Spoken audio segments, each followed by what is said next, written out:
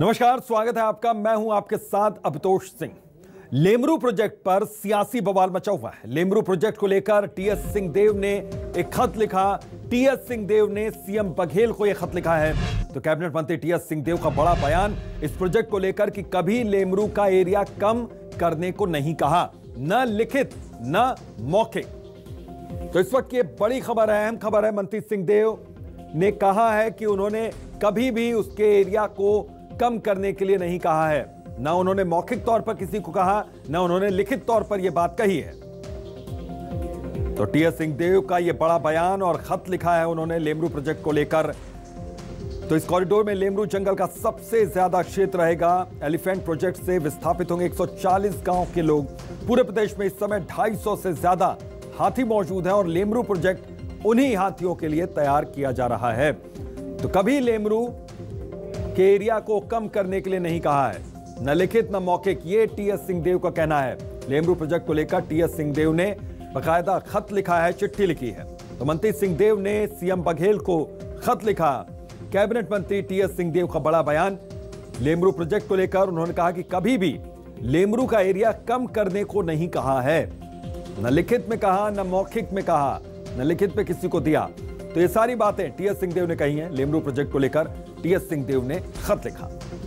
तो मंत्री सिंहदेव ने सीएम बघेल को यह चिट्ठी लिखी है और उसमें स्पष्टीकरण दिया गया, उनकी ओर से स्पष्ट किया गया कि उन्होंने कभी भी नहीं कहा लेमरू का एरिया कम करने को।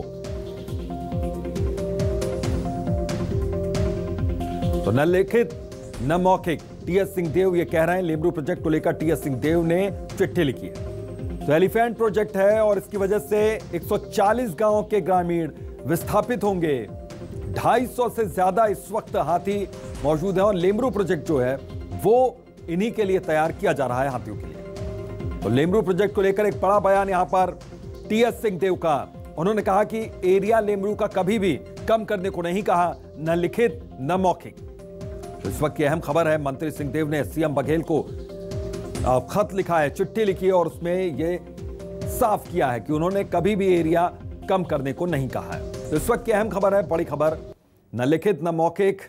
अब उन्होंने एक खत लिखा है, उसमें स्पष्ट किया है। और टीएस सिंहदेव जी हमारे साथ इस वक्त फोन लाइन पर जुड़ गए हैं। सर, इसको किस तरीके से देखें और चिट्ठी लिखने की जरूरत क्यों आई है? एक ये संवेदनशील मुद्दा है जी, और ये खबर फैलाना या ऐसा गलत पत्र लिखना जी कि उसके क्षेत्र को कम करने की पहल हो रही है, इससे लोग जोड़ देते हैं कि कोयला खदान को मदद करना चाह रहे हैं जी। इसलिए ये मुद्दा संवेदनशील था और इसीलिए मैंने सीधे मुख्यमंत्री जी को अवगत कराया जी कि इस प्रकार का गलत पत्र जारी हुआ है। जबकि कैबिनेट में जब ये प्रस्ताव आया था तो हम सबने सहमति दी थी 1995 वर्ग किलोमीटर के हाथी रिजर्व क्षेत्र के लिए, बशर्ते कि उसमें राजस्व ग्राम नहीं आ रहे हैं। और उस समय आश्वासन भी दिया था विभाग के वरिष्ठ अधिकारियों ने जब उन्हें प्रेजेंटेशन किया था। ये कैबिनेट में अभी पास नहीं हुआ है, प्रेजेंटेशन हुआ जी। तो ये बात तो उसी समय सबके सामने हो चुकी थी। तो ये 450 वर्ग वाला शगुफा पता नहीं कहाँ से किसने छोड़ा। जी सर, ये शगुफे कहाँ से आए हैं इसके बारे में मैं आपसे बात करूंगा। आप बने रहिए थोड़ी देर में मेरे साथ में। तो इनके खत पर वन मंत्री अकबर का बयान आया कि कुछ विधायक चाहते हैं कि लेमरू का क्षेत्रफल कम हो, कुछ लोग चाहते हैं कि क्षेत्रफल बढ़े, ये उनका कहना है। तो क्षेत्रफल को लेकर फैसला कैबिनेट में होगा, ये वन मंत्री कह रहे हैं। टीएस सिंहदेव की चिट्ठी की उन्हें जानकारी नहीं है, ये भी वो स्पष्टीकरण दे रहे हैं अपनी ओर से।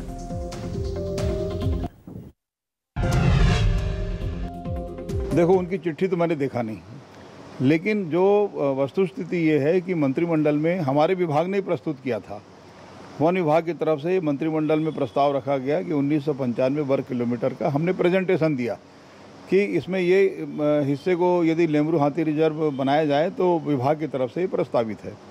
लेकिन प्रेजेंटेशन के बाद अंतिम निर्णय नहीं होने के कारण अब तक उसका नोटिफिकेशन जारी नहीं हुआ है। तो अब वो नोटिफिकेशन जब जारी होगा उसके पहले फैसला होगा। अब बात आती है कि उसके क्षेत्र को कम करना है या उसके क्षेत्र को बढ़ाना है। दोनों बात है कि 4000 करो या 452 करो, दोनों बात है। लेकिन फैसला मंत्रिमंडल को लेना है, उसके बाद आगे कार्रवाई हो। कुछ विधायकों ने मांग किया है कि 1995 वर्ग किलोमीटर में उनका क्षेत्र प्रभावित होता है तो कुछ कम किया जाएगा। तो टीएस सिंहदेव जी हमारे साथ लगातार फोन लाइन पर जुड़े हुए हैं। सर, मोहम्मद अकबर कह रहे हैं कि कुछ लोगों ने ये मांग की है कि चूंकि उनका एरिया प्रभावित होगा इसलिए थोड़ा क्षेत्रफल कम किया जाए, लेकिन अंतिम फैसला अभी लिया नहीं गया।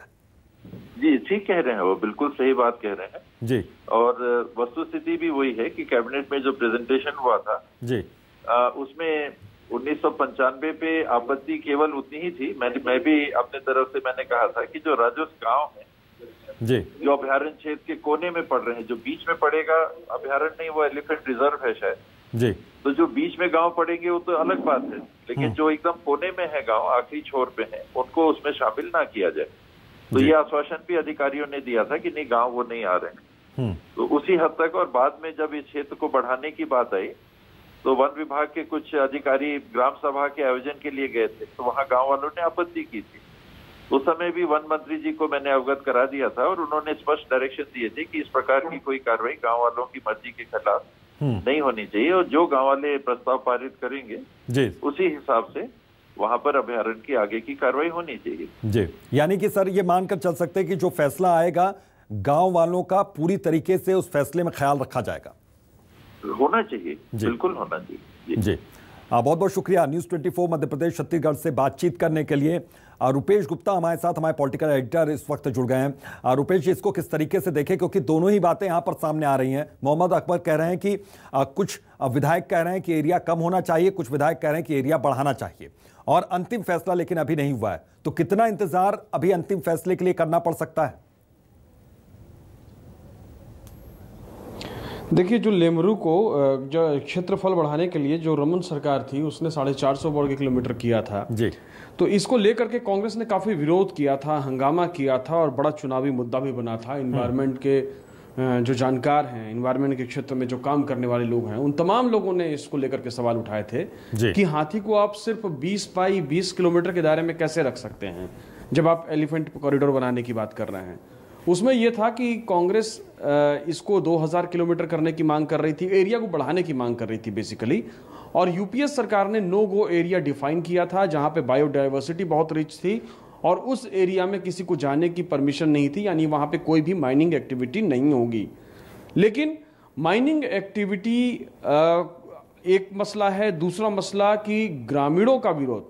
जब ग्रामीणों का विरोध हो रहा था उस वक्त मुख्यमंत्री भूपेश बघेल ने बयान दिया था कि ग्रामीणों को वहां से, जब हाथी का अभ्यारण्य बनता है तो वहां से ग्रामीणों को नहीं हटाया जाता है। तो ग्रामीण किस चीज का विरोध कर रहे हैं, उसका विरोध किस लिए होना चाहिए, और ये मांग समझ से परे है। लेकिन अब विधायक ये मांग कर रहे हैं, ऐसी जानकारी वन मंत्री ने दी है कि एरिया को कम किया जाए। तो क्या सभी विधायक अपने अपने क्षेत्र के एरिया को उस लेमरू से निकालना चाहते हैं? क्या सरकार उन्हें नहीं समझा पा रही है कि हाथी अभ्यारण्य बनने से उनकी जिंदगी पे कोई प्रभाव नहीं पड़ेगा, या फिर प्रदेश में जो हाथियों की स्थिति हो गई है कि लगातार हमले की खबरें आ रही हैं, उसको लेकर के डरे हुए हैं? तो ऐसे में रास्ता क्या निकलेगा, यह भी अपने आप में बड़ा सवाल है। लेकिन मुख्य मुद्दे की बात यह है कि एरिया बढ़ेगा या घटेगा।